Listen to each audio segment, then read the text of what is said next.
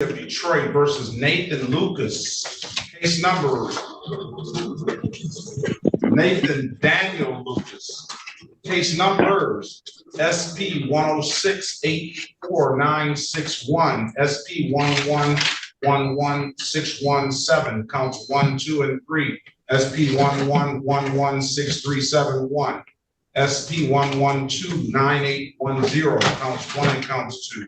SP 1389565, counts 1, 2, and 3. SP 9644961, 22737166, counts 1 and counts 2, and 227371. Appearance for the record, please. Good morning, Your Honor. Tana Jenkins on behalf of Mr. Lucas. Mr. Lucas, please place your full name on the record. Nathan Daniel Lucas, a living man. A living man? Yes, sir. I would think that would be obvious, right? No, sir. Not in No. the etymology of the courts and the syntax grammar. No, sir. You've gone above my head on that. I can't. That's above my pay grade. All right. So are you interested in a lawyer representing you, sir? No, sir. Okay. Are you interested in even getting a driver's license? No, sir. Are you interested in an offer at all? No, sir. Set the matter for trial. Well, I intend to plead in the... This first case drops us straight into one of the strangest and most fascinating patterns happening in modern courtrooms. Individuals walking in and declaring themselves living men, rejecting jurisdiction, and trying to outlegal the judge with pseudo-legal wordplay. Today, you'll see exactly how that strategy plays out when it meets an experienced judge who has heard it all before.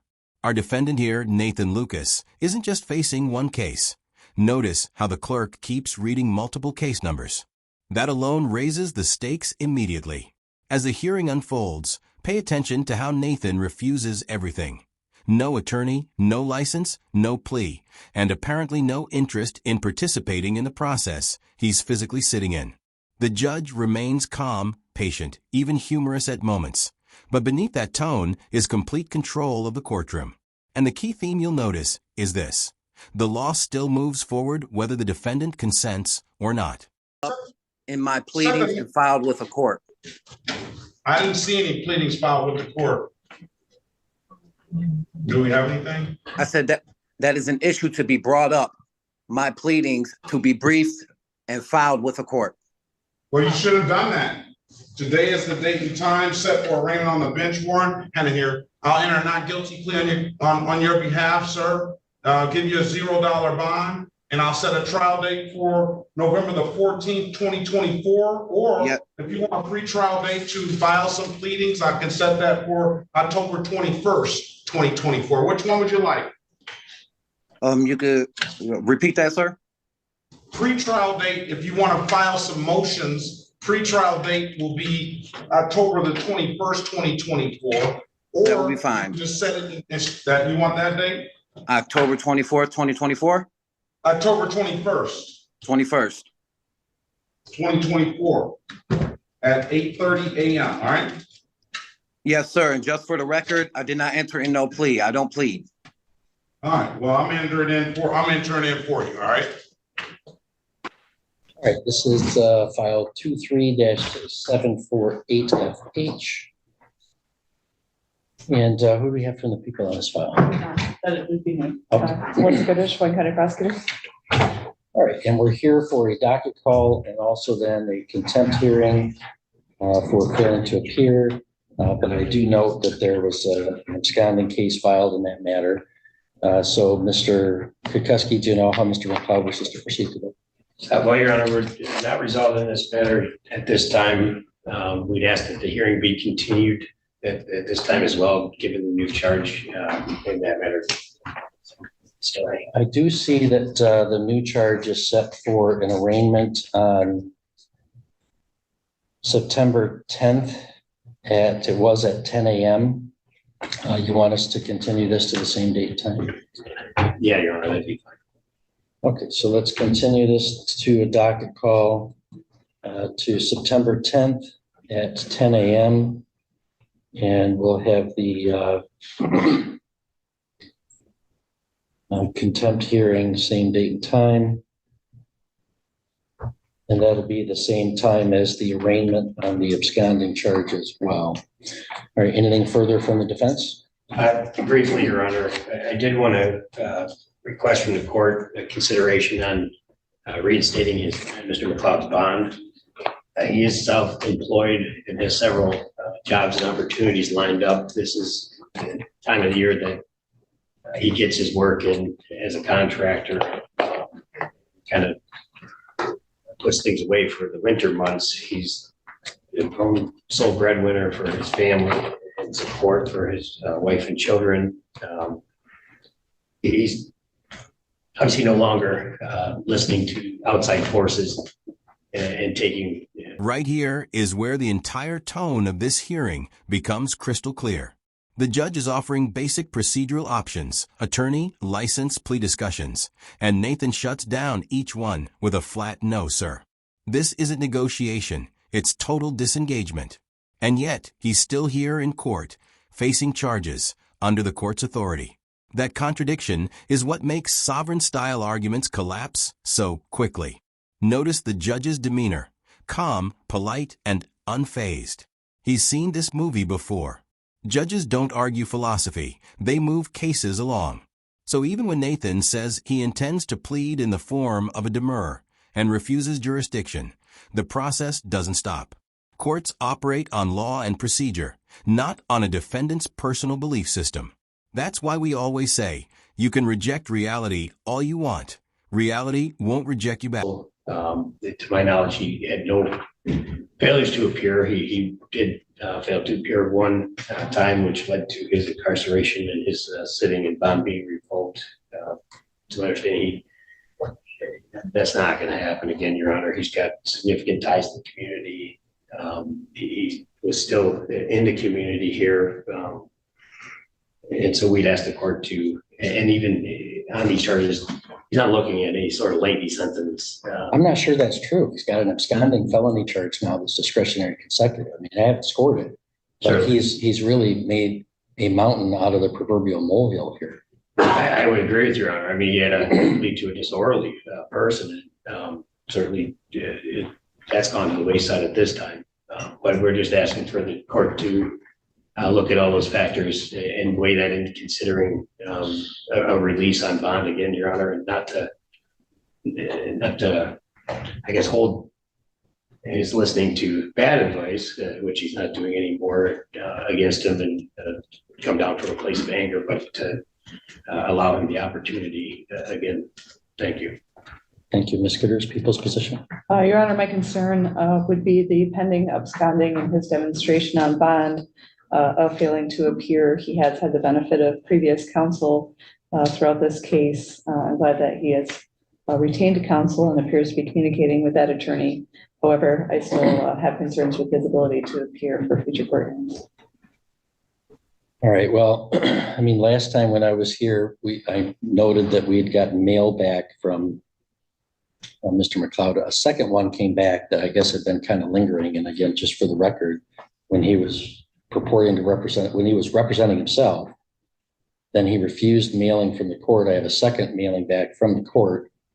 And this is not somebody else's. I mean, I don't know where he gets the advice, but this was an adult man choosing, while he's representing himself, to write on it in red ink, return to sender 18 U.S. Code 241-242, your offer to contract is not accepted, as if a defendant facing a pending felony charge has refusal to acknowledge even the authority of the court and an outright refusal to appear, resulting in a forfeiture of the bond. And I mean, when people are facing a felony case, even though this wasn't the most serious felony case that we see, it is nonetheless serious. It's in the circuit court, court of general jurisdiction. People don't just get to opt out of that and say, I don't think the courts have any authority over me. Well, guess what? They do. And so I just have no confidence that Mr. McLeod respects the authority of any governing authority, and that he would appear. He's refused to appear and now has an absconding charge. So His bond will continue. Is almost ironic. Nathan has just finished asserting advanced legal concepts about jurisdiction and demurs, yet he immediately has to ask the judge to repeat the dates. It highlights something important. Courtroom success isn't about dramatic phrases or internet-taught Latin terms. It's about basic compliance, deadlines, and showing up. The judge is literally just setting routine dates, but Nathan's earlier refusal to participate has already boxed him in. And notice how the judge handles it, professionally, without ego, but firmly. He simply enters the plea for him and keeps the case moving. The court doesn't freeze because a defendant says, "I don't plead." Every time someone insists they do not consent, the judge simply notes it and proceeds according to statute. That's the fundamental misunderstanding of sovereign ideology. It assumes courts need your permission to function. They don't. Whitlock. Whitlock. All right. Mr. Whitlock, you have appears to be duplicate charges. So some of these charges are going to be dismissed, and you have two separate incidents. Because you're on active probation for the felony charges, I cannot provide you bond. So for the aggravated assault on police officer, fleeing a police officer, and for the obstruction felony charge, there will be no bond. For the theft by taking, that'll be a $1,000 charge as a misdemeanor. For the second incident, there is a no license charge, which is being dismissed because there is no facts to support it within the warrant. The tinted window will be $500. Use or possession of drug-related objects, $1,500. Identity fraud, no bond. Crossing guard lines, 2 counts, no bond. The wanted person charge is going to be dismissed because that's something separate totally from this incident. And giving false name or address or date of birth will be dismissed because there are no facts to support it in the warrant. So again, you have 2 counts of aggravated assault. One of those is going to be dismissed because there appear to be duplicate incidents. 2 counts of fleeing an officer. One of those is going to be dismissed. But at this time, there's no bond, which I can confirm which one's going to be dismissed. You'll have a minute to ask your question, Mr. Whitlock. I'm not done. The theft by taking, misdemeanor, 2 counts, $1,000, and the obstruction of an officer is no bond. Your preliminary hearing is currently set for September the 9th at 8:30 a.m. In regards to court-appointed counsel, Mr. Whitlock, are you working? Did you want to be considered for a court-appointed counsel? Oh, no, I don't want court-appointed counsel, but I do not accede to I do not. Hold on. So you're going to hire your own attorney? Yes, ma'am, I don't consult to the proceedings, and I would like to say things like, I already know how it goes. The things about crossing guard lines, I'm in a boat, and I was with the officer the whole time. I told them they need to use their cameras here because they found a bud of weed in my boots. Here the narrator nails it. If you have to stand in court and announce that you're a living man, something has already gone off the rails. Courts operate on the assumption that the person standing before them is a real human being. That doesn't need to be proven. These rehearsed statements aren't magic passwords. They actually signal to the judge that you're relying on internet scripts rather than legitimate legal counsel. The scary part? People genuinely stake their freedom, finances, and futures on this belief system. They risk warrants, contempt findings, and criminal records rather than acknowledging basic jurisdiction. Ask yourself, is that confidence or self-destruction? And more importantly, would any of the gurus selling these ideas actually show up to court to defend them? We both know.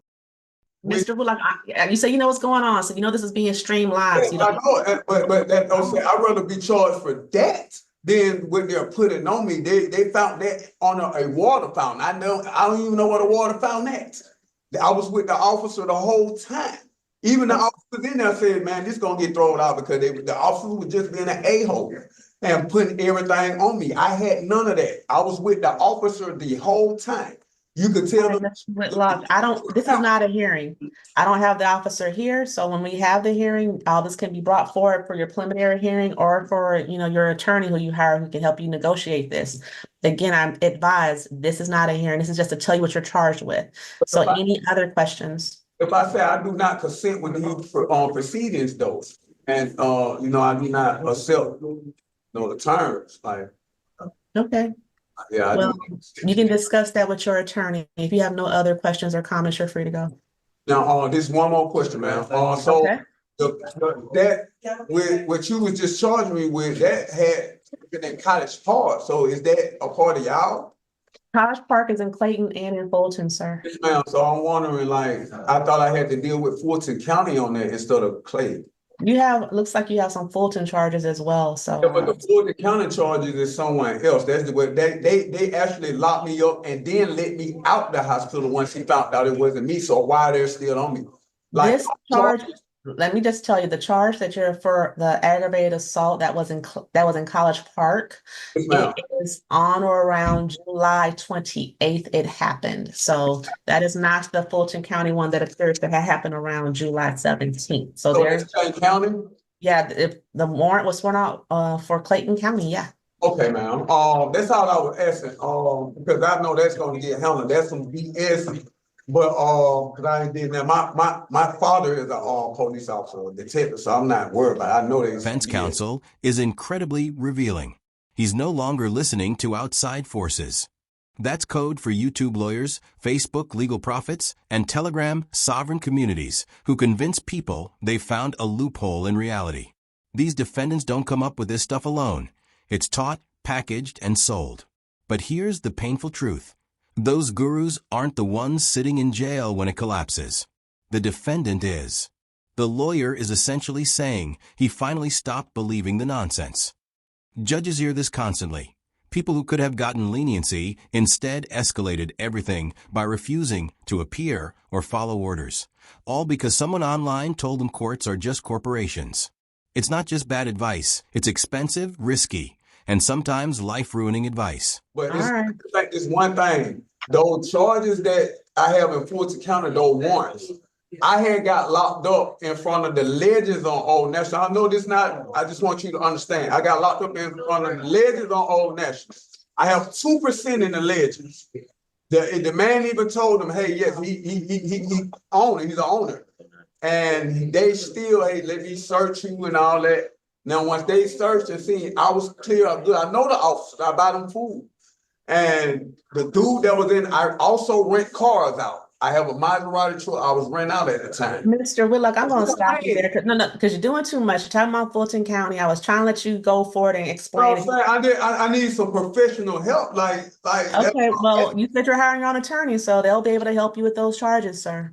Good luck. I'm gonna have an attorney for the charge, but since you're a judge, you could tell me, like, why did they let me go? They let me go. I can't tell you what happened in that case. I don't have those facts before me. I only have the ones I'm dealing with right now. So you're free to go. Thank you. So what's my bond? You have no bond because you're on probation. I heard you give me a couple of numbers also. There was for the misdemeanors, there's like $1,000 and $1,500 for the remaining felony charges. Those statutes don't allow a judge to give you bond if you're on active probation for felony charges. Yes, ma'am. But even in Fulton County, they don't allow. It's the laws of Georgia, yes, sir. Okay. I thank you, ma'am. You're welcome. Have a good day, sir. Mr. Williams, you are. You say, talk to my lawyer, right? Yep. And even if I say I demand a bond immediately.